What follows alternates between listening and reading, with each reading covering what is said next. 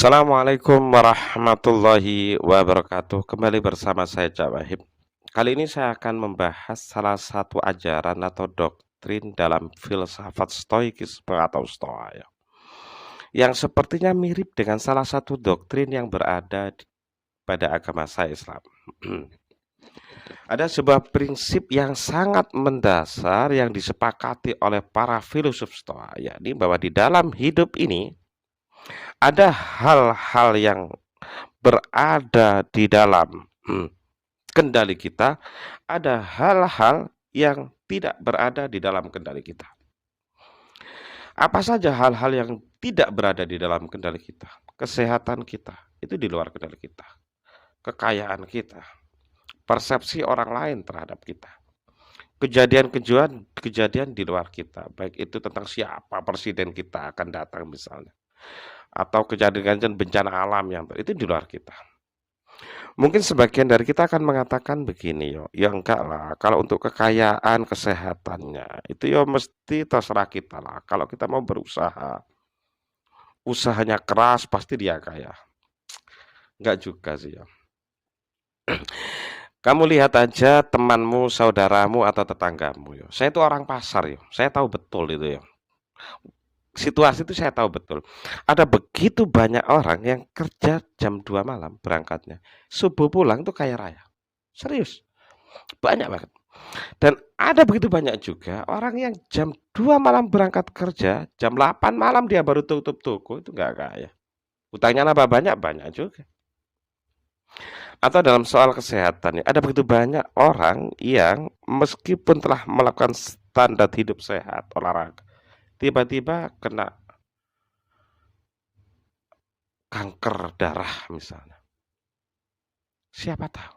Terlalu banyak faktor eksternal sehingga sulit untuk kita mengatakan bahwa itu di bawah kendali kita. Atau kalau kekayaan misalnya udah kadung kaya misalnya. Ada begitu banyak juga orang yang kaya raya jatuh miskin. Di mana kendali kita? Gak ada.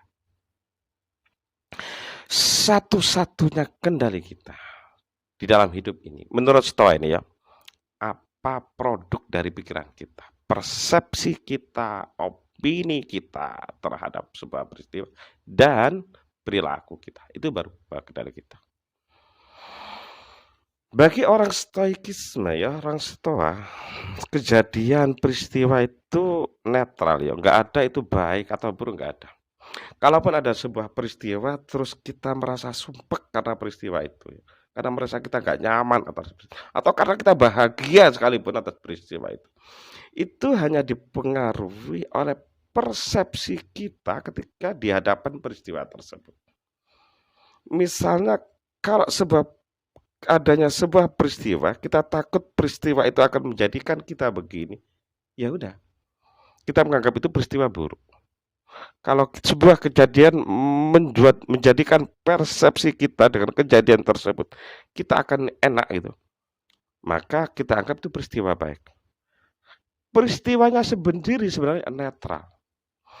Itulah mengapa solusi di dalam Stoa itu kalau kita ingin bahagia ya, kita tidak fokus pada peristiwanya, tidak fokus pada keadaannya. Karena itu di luar kendali kita. Yang kita fokuskan adalah otak kita, opini kita, persepsi kita terhadap peristiwa tersebut.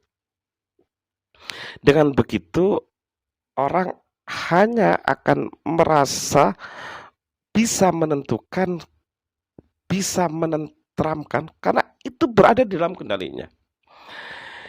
Ini kok mengingatkan saya, mirip-mirip tapi ya, mengingatkan saya pada qanaah ya. Qanaah itu menerima lah, rela gitu ya. Rela atas apa yang berada di dalam genggamnya. Ada yang apa yang menjadi bagiannya gitu ya. Sebuah kerelaan yang menjadikan seseorang itu hatinya menjadi begitu lapang ya. Sebuah kerelaan yang menjadikan seseorang tidak menjadi tamak ya. Sebuah kerelaan yang menjadikan orang tidak meminta-minta kepada selain Allah. Sebuah kepuasan yang menjadikan orang tersebut mensyukuri apa yang telah berada di tangannya. sebuah kepuasan yang menjadikan dia sedikit pun tidak merasa iri atas apa yang berada di tangan orang lain. Begitu hebatnya orang yang mempunyai sifat ini, ulama itu sampai pernah mengatakan begini. Seorang budak yang mempunyai sifat qanaah, sejatinya dia adalah orang merdeka. Tapi orang merdeka yang meminta-minta, sejatinya dia adalah budak. Begitu hebatnya qanaah ini sampai Rasulullah pernah bersabda begini. Al-qanaah kanzun. Kanzun itu harta karun, harta terpendam. Harta yang sangat banyak lah, gede itu, harta karun gitu. La yafnakan, yang tidak rusak. Apakah dengan begitu Islam itu fatalis gitu ya? Fatalis itu orangnya pasrah pada takdir gitu, sehingga orang bermalas-malasan. Begitu juga dengan stoik gitu. Ya enggak lah, enggak banget. Begini. Kita bahas yang Islam dulu itu ya. Di dalam Islam itu ada qanaah, iya. Tapi jangan pernah lupa, ada juga yang namanya ikhtiar. Ada juga yang namanya tawakal. Ikhtiar itu gampangnya ya berusaha. Tawakal itu memasrahkan hasil usaha itu kepada Tuhan. Khair itu kan bagus, ikhtiar itu memilih. Memilih yang terbaik. Kalau belajar ya belajar metode apa yang terbaik. Kalau kerja ya kerja apa yang hasilnya paling cepat, kaya misalnya gitu. Itu ikhtiar itu. Kalau dalam sebuah cerita misalnya ya yang hubungannya dengan tawakal dengan ikhtiar itu ya. Sayyidina Umar itu pernah marah-marah kepada orang yang hanya di masjid saja, berdoa saja tanpa kerja. Tapi nggak kerja. Apa yang dikatakan oleh Sayyidina Umar? Hei, uang itu tidak jatuh dari langit. Atau dalam cerita yang lain misalnya ya, Rasulullah itu pernah mau sholat asar jamaah. Tiba-tiba ada orang datang dari luar kota membawa onta merah. Itu onta mahal itu. Onta itu ditaruh di depan masjid begitu saja, dia masuk mau sholat. Rasulullah yang melihat itu langsung nyamperin, ini apa ini? Itu ontamu kok dibiarkan keleleran kayak gitu tuh ya apa?